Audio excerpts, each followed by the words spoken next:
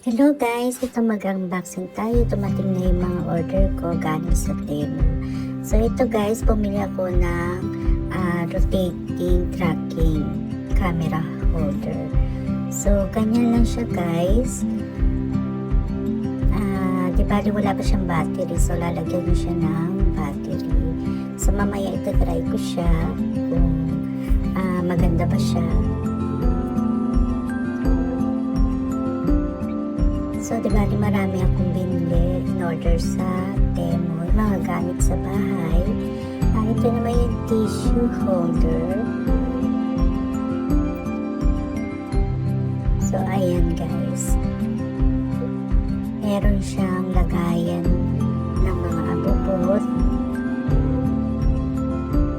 So, maganda yung kulay niya guys, kulay green.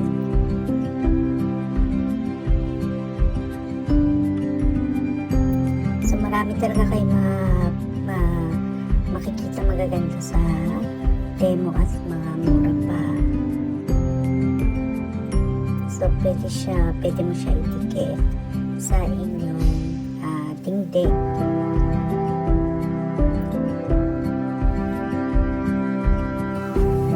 So, ito naman yung para sa lababo.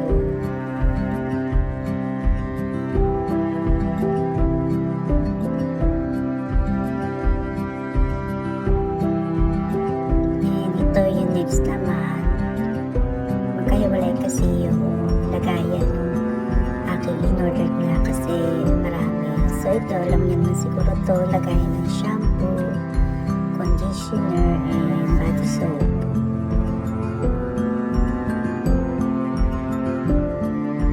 Yan, may kasama siyang sticker.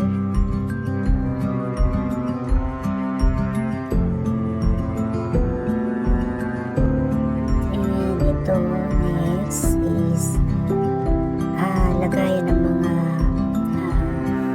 internet kung na ano. So magaan lang siya. So ito naman yung tinidikit sa dingding, parang light, spotlight, parang gano'n. So, ito naman yung lagayan ng toothbrush.